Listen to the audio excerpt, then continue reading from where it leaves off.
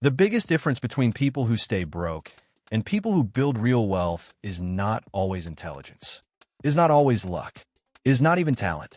Most of the time, the difference is the story they believe about money. Because before money ever appears in your bank account, it first exists inside your mind as an idea, a fear, a memory, a limit, or a pattern you learned years ago without realizing it. Some people are not broke because they are lazy. Some people are not struggling because they are incapable. Many people are stuck because they are following an invisible financial program that was written before they were old enough to understand what money really was. Maybe you grew up hearing that money was hard to make. Maybe you were told rich people were selfish. Maybe you saw adults fight about bills, debt, rent, or survival. Maybe you learned that wanting more was greedy. Or maybe you learned the opposite, that money was the only thing that could make you feel safe, respected, or valuable. And without noticing it, those messages became your financial identity. They became the way you charge for your work, the way you spend, the way you save, the way you avoid risk, the way you feel when someone around you becomes more successful, the way you react when an opportunity appears in front of you. So in this video, we're going to break down 6 limiting beliefs that quietly keep people broke. And more importantly, we're going to talk about how to start rewriting them. Because wealth is not just about making more money. It is about becoming the kind of person who can create it, manage it, multiply it, and not sabotage it when it finally arrives. First, the money script. Everyone has a money script. A money script is the invisible story you carry about what money means. For some people, money means safety. For others, money means corruption. For some, money means freedom. For others, money means stress, guilt, pressure, or shame. And the strange part is this: most people did not consciously choose their money script. They inherited it. They absorbed it from childhood. They learned it from parents, family members, culture, religion, school, struggle, comparison, and painful experiences. Imagine a child watching their parents argue every month when bills arrive. That child may grow up believing money is dangerous. Not because someone explained it logically, but because their nervous system connected money with conflict. Now imagine another child hearing, again and again, "We are not like rich people. Rich people are greedy." The child may grow up feeling guilty every time they want more. They may avoid opportunities, undercharge for their work, or sabotage success because deep down, they believe becoming wealthy means becoming a bad person. Then there's the person who believes money will solve everything. They chase more and more, but they never feel calm. They think, when I make this amount, I will finally relax. But then they reach that amount, and the number moves. Now they need more, then even more. Because the real problem was never the number. The real problem was the emotional hunger attached to the number. Another person may connect money with status. They do not just want money. They want proof. They want people to see the car, the clothes, the house, the lifestyle. They spend money not because it creates freedom, but because it creates an image. And the image becomes a prison. Because when your self-worth depends on looking successful, you can be broke while looking rich. Then there's the person who saves obsessively. They may have money, but they never feel safe. They live below their means, but not from peace. They live below their means from fear. They're always waiting for something terrible to happen. So even when life improves, their mind keeps acting like disaster is one step away. These scripts can look different, but they all have one thing in common. They control behavior from the background. That is why the first step is awareness. Ask yourself, what did I hear about money growing up? Was money talked about with confidence or with panic? Was it treated like a tool or like a monster? Did people around me admire wealthy people or resent them? Did they spend to impress, save from fear, or avoid the subject completely? Your earliest memories around money may reveal the script you are still following today. And once you see the script, you can begin to rewrite it. A healthier script could be simple. Money is a tool. Money gives me options. Money allows me to create, protect, invest, and help. Money does not make me good or bad. It only amplifies the person I choose to become.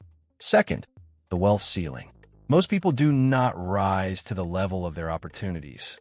They return to the level of their identity. That means if you see yourself as someone who only earns a certain amount, you may unconsciously reject opportunities above that level. You may say you want more money, but when more money actually becomes possible, your mind starts creating resistance.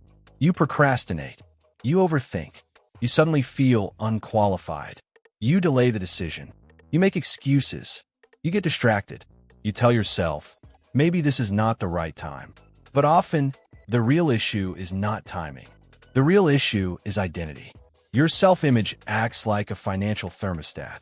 If a room gets too cold, the thermostat brings the temperature back up. If it gets too hot, it brings the temperature back down. Your financial identity works the same way. If you believe you're a person who always struggles, you will find ways to struggle even when things improve. If you believe you are bad with money, you will keep proving that belief through your choices. If you believe wealth is for other people, you will watch opportunities pass by while convincing yourself they were never meant for you. This is why some people get a raise and still stay broke. Their income increases, but their identity does not. So their spending rises. Their stress rises. Their habits stay the same. And eventually, they return to the familiar level. Not because they were cursed, because their self-concept did not expand. To break the wealth ceiling, you have to ask a different question. Who do I believe I am with money? Finish this sentence honestly. I am a kind of person who spends too fast. I am the kind of person who never saves. I am the kind of person who feels guilty charging more. I am the kind of person who avoids looking at my finances.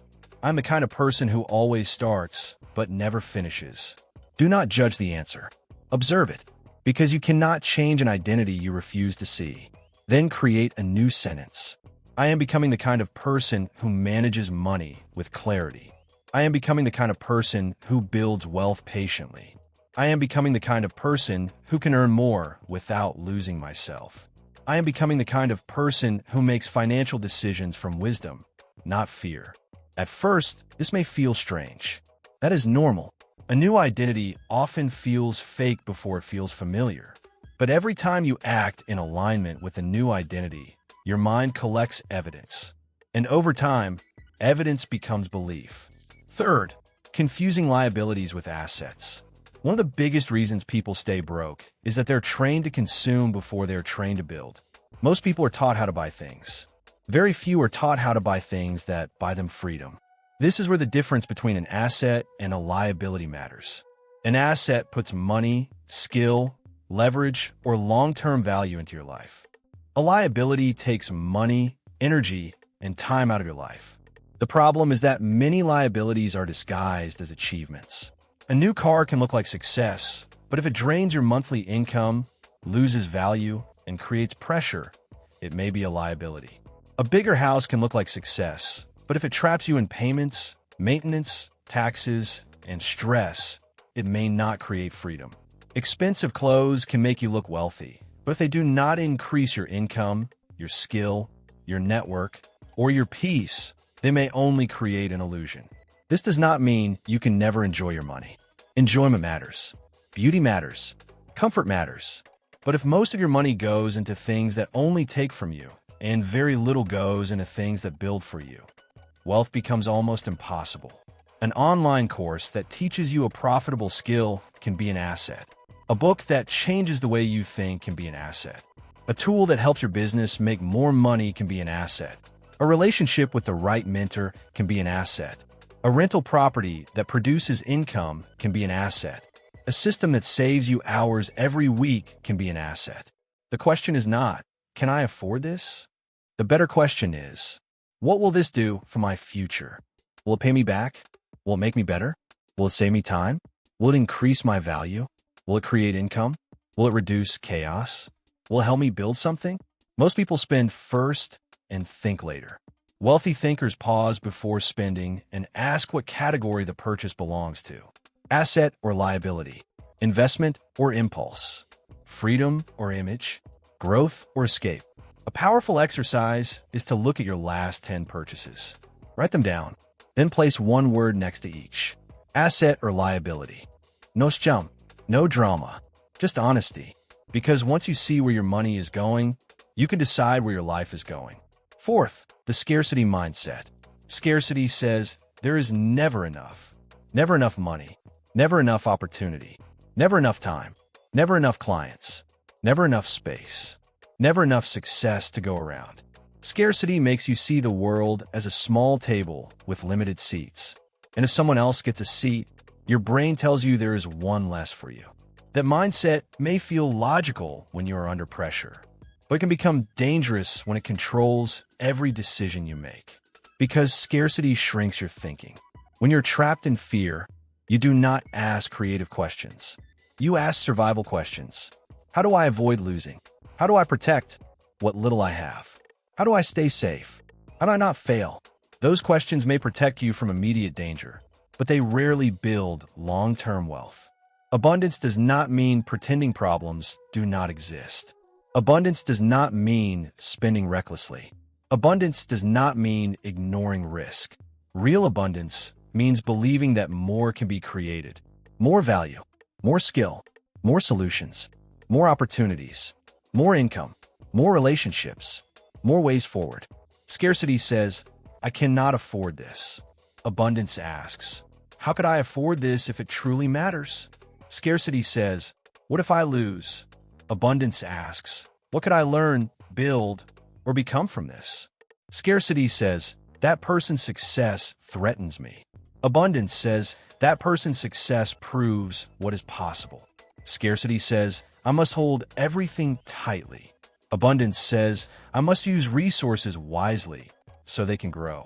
One of the most important shifts you can make is changing the question from protection to creation. Instead of asking, how do I protect what I have? Ask, how do I create more value? Because money follows value. If you want more money, you usually need to create more value, solve bigger problems, improve better skills, build better systems, or serve more people. Scarcity focuses only on the fear of losing resources. Abundance focuses on the ability to create resources. That shift changes everything. Fifth, loss aversion. Human beings hate losing. In fact, for many people, the pain of losing feels stronger than the pleasure of winning. That is why people stay in bad jobs. They are afraid of losing the paycheck. Even if the job, sometimes a loss is not the end. Sometimes it is the price of learning something your future self needed to know. Ask yourself, what is the real cost of staying the same? What am I calling safe that is actually keeping me stuck? What would I attempt if I stopped seeing failure as identity and started seeing it as information? The people who build wealth are not people who never lose. They are people who learn how to recover, adjust, and continue. Sixth, the time trap. Most people are obsessed with saving money. But wealthy people are obsessed with buying time. That is because money can multiply. Time cannot. Once an hour is gone, it is gone forever. And this is where many people accidentally keep themselves broke. They spend hours doing low-value tasks to save small amounts of money. They do everything themselves. They refuse to delegate. They refuse to automate. They refuse to ask for help. They say, I saved money. But they never ask, what did this cost me in time? If your time is worth $50 an hour and you spend 3 hours doing a task someone else could do for $30, did you really save money? Or did you lose the opportunity to use those 3 hours on something more valuable? This does not mean you should hire people when you cannot afford your basic needs. It means you must start thinking differently about time. Because every level of wealth requires leverage. Leverage means getting more results from the same amount of effort. A tool can be leverage. A system can be leverage. A team member can be leverage. An audience can be leverage. A skill can be leverage. A brand can be leverage. A piece of content can be leverage. When you have no leverage, you're trading time directly for money. 1 hour equals 1 payment. But when you build leverage, your effort can keep producing results after the hour is gone. That is why skills matter. That is why systems matter. That is why content matters. That is why delegation matters. That is why building assets matters. To escape the time trap, calculate your hourly value. Take your yearly income and divide it by about 2,000 working hours. That number gives you a rough idea of what your time is currently worth. Then audit your week. How many hours are going to tasks far below that value? How many hours are being wasted on distractions? How many hours are spent fixing problems that better systems could prevent? How many hours are spent on things that feel productive but do not move your life forward? The goal is not to become arrogant with your time. The goal is to become responsible with it, because your life is built from your hours. And if you give your best hours to low-value tasks forever, you should not be surprised when your future feels smaller than your potential. So here is the real message. If you want to build wealth, you do not only need a better income. You need a better money identity. You need to understand your money script. You need to raise your wealth ceiling. You need to buy more assets and fewer liabilities. You need to move from scarcity into creation. You need to stop letting fear of loss control your future. And you need to treat time as one of your most valuable resources. The truth is, your financial life will not change only because you want more. It changes when you become the kind of person who thinks differently, chooses differently, and acts differently with money. So choose one belief from this video. Just one. Maybe it is the money script. Maybe it is scarcity. Maybe it is the time trap. Maybe it is the way you see yourself. Pick the one that feels the most honest. The one that made you uncomfortable. The one you know has been quietly controlling your decisions. And this week, start changing that pattern. Not perfectly, not dramatically, just intentionally. Because the moment you change the way you think about money, you begin to change the way you behave with money. And when your behavior changes long enough, your results have no choice but to follow. If this video helped you see money differently, leave a like, subscribe to the channel, and watch the next video on the screen. Because the next step is not just understanding wealth. It is becoming the kind of person who can actually build it.